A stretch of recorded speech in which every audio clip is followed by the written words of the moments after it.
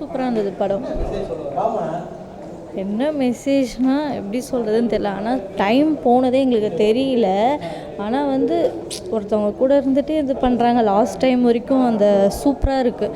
அந்த கருணாஸ்லாம் பண்ணுறதுலாம் செம்மையாக இருக்குது எங்களுக்கு. ஆனால் நிறைய பேருக்கு தெரியல.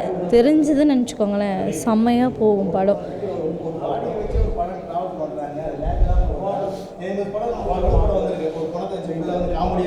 இது எல்லாமே இருக்குது. சென்டிமெண்ட்டும் இருக்குது, காமெடியும் இருக்குது, சூப்பராக இருக்குது, வேறு லெவலில் இருக்குது. இது எங்கள் ஹஸ்பண்டும் இதில் இருக்காங்க இந்த மூவியில். ஆனால் இருந்தாலும் நாங்கள் பார்க்கணுன்னு வந்தோம். ஆனால் படம் டைம் போனதே தெரியல எங்களுக்கு. சூப்பராக இருந்தது மூவி. கருணாஸ் நடிப்பு செமையாக இருக்குது.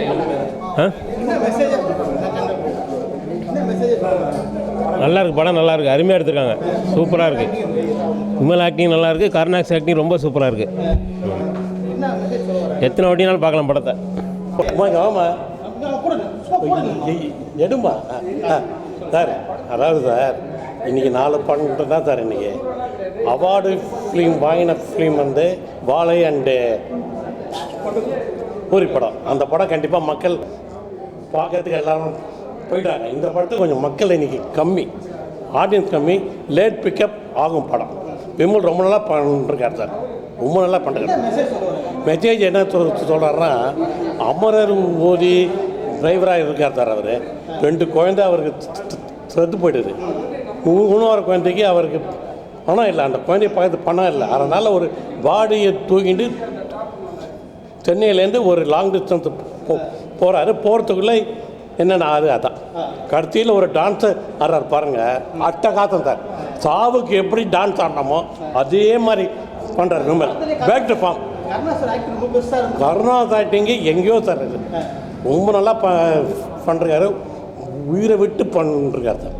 படம் போதே தெரில, ஆனால் ஆடே இல்லை சார் படத்துக்கு, அட்ஜஸ்ட்மெண்ட்டே இல்லை.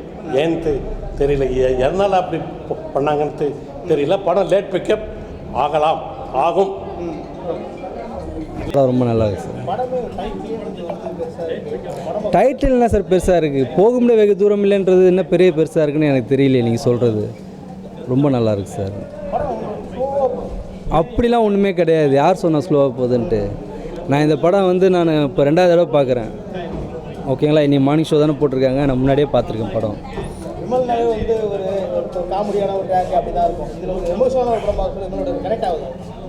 விமல் இந்த படத்தில் ரொம்ப பிஸியாகிடுவார் சார். 2 பேருமே ஆக்டிங்குமே சூப்பராக இருக்கும் சார். கருணா சார் கொஞ்சம் சூப்பராக அவரோட ஒரு சீன்ஸ். நம்ம எவ்வளோ படம் பார்த்துருக்கோம், ஒரு பாடி வச்சு ட்ராவல் பண்ணுறது, அதை வச்சு ஒரு கேர் பண்ணுறது, இது மஸ்ட்டு அப்படி தான் பார்த்துருக்கோம். ஆனால் வச்சு ஒரு படம் ட்ராவல் இப்போ லேக்லாம் போகுது. லேக்லாம் எதுவும் கிடையாது சார். 2 ஹவர் படம், 2 மணி நேரம் 10 நிமிஷம் படம். இது ஒரு கிராமமே அதனால தான் ஒரு சண்டை வரும். அதான் எல்லாமே எதிர்பார்க்கறது எல்லாமே அதெல்லாம் உடச்சிட்டு டைரக்டர் கதையை நோக்கி அழகாக சூப்பராக ஆடியன்ஸ்க்கு இன்ட்ரெஸ்ட்டாக கொடுத்துருக்காங்க.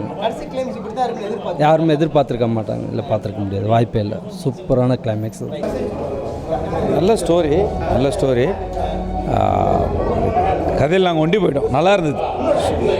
எப்படியா சார், விமல் ஆக்டிங்கோட கருணாஸ் சூப்பர் சார். கருணாஸ் நிற்கிறார், மனசில் நிற்கிறார், அவர் தான் நிற்கிறார். விமல் ஆக்டிங் நல்லா இருக்குது, ஆனால் கருணாஸ் சார் தான் மனசில் நிற்கிறார்.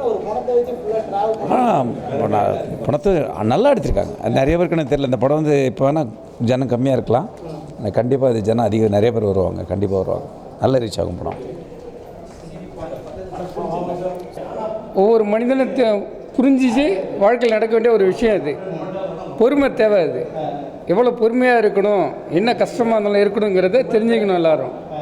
இதை பார்க்கட்டும், இந்த படம் பார்க்க ஒரு சிம்பிள் மேட்டு தான். அது பொறுமை தான் வேண்டும். புரியுதுங்களா? ஒரு கஷ்டத்தில் ஒரு துன்பமான விஷயம் நடக்குது, அவனுக்குள்ளேயே நிறையா விஷயம் நடக்குது.